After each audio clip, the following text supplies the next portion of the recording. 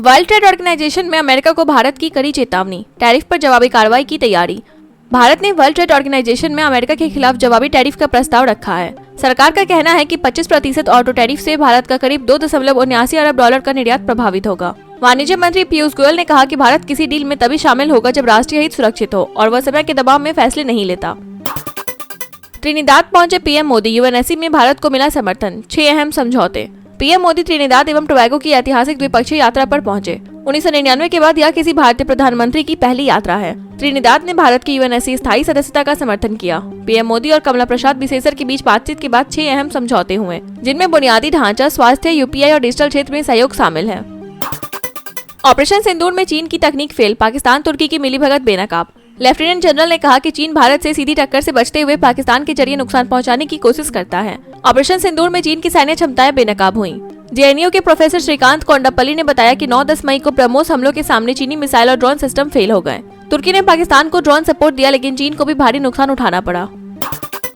राहुल गांधी का हमला, मोदी झुकेंगे ट्रंप की टैरिफ डेडलाइन के आगे।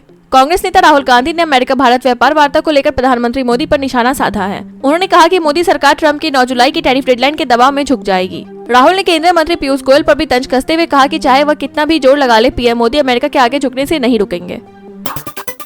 अमेरिका का रक्षा झुकाव फिर पाकिस्तान की ओर, भारत सतर्क लेकिन निश्चिंत।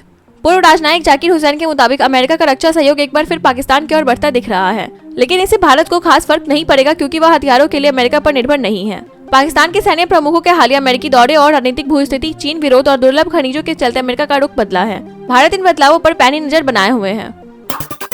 यूपी में राजस्व जांच व्यवस्था में बड़ा बदलाव, लेखपाल की रिपोर्ट नहीं होगी अंतिम।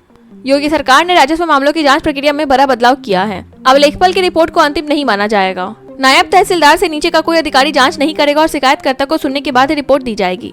अंतिम निर्णय उप जिलाधिकारी लेंगे। मुख्यमंत्री कार्यालय में जनता दर्शन के दौरान मिली शिकायतों के बाद यह अहम फैसला लिया गया है।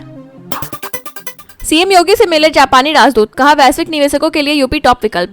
जापानी राजदूत ओनो केइची ने मुख्यमंत्री योगी आदित्यनाथ से भेंट कर तकनीकी सहयोग, निवेश, कौशल विकास और पर्यटन जैसे 4 क्षेत्रों में साझेदारी बढ़ाने पर चर्चा की। केइची ने यूपी को जापानी निवेश के लिए पसंदीदा गंतव्य बताया। उन्होंने राज्य में पिछले 8 वर्षों में हुए विकास की सराहना की। यूपी का प्रतिनिधिमंडल इस माह ओसाका वर्ल्ड एक्सपो में भी भाग लेगा। टोल टैक्स में बड़ी राहत, सिर्फ पुल या फ्लाईओवर पर लगेगा आधा शुल्क। केंद्र सरकार ने राष्ट्रीय राजमार्ग शुल्क नियम 2008 में संशोधन करते हुए नया टोल फॉर्मूला लागू किया है। अब जिन हिस्सों में केवल पुल, सुरंग, फ्लाईओवर या एलिवेटेड रोड है, वहां टोल टैक्स में 50% तक की कटौती की जाएगी। सड़क परिवहन मंत्रालय के इस फैसले से यात्रियों को बड़ी राहत मिलेगी और टोल शुल्क की गणना पहले से अधिक पारदर्शी और न्यायसंगत होगी। गाजियाबाद के अनीसा ने अमेरिका में ताइक्वांडो में जीता सिल्वर, यूपी पुलिस का बढ़ाया मान। वसुंधरा गाजियाबाद के अनीसा असवाल ने अमेरिका में आयोजित world police and fire games में ताइक्वांडो में सिल्वर मेडल जीतकर जिले और यूपी पुलिस का नाम बढ़ाया। अनीसा यूपी पुलिस में कांस्टेबल है। उनकी इस उपलब्धि पर जिले में खुशी की लहर और हर कोई उनके जज्बे की सराहना कर रहा है। भाजपा को जल्द मिलेगा नया अध्यक्ष, पहली बार महिला नेता बनने की चर्चा तेज। भाजपा जल्द ही केंद्रीय निर्वाचन समिति बनाकर नए राष्ट्रीय अध्यक्ष के चुनाव की प्रक्रिया शुरू करेगी।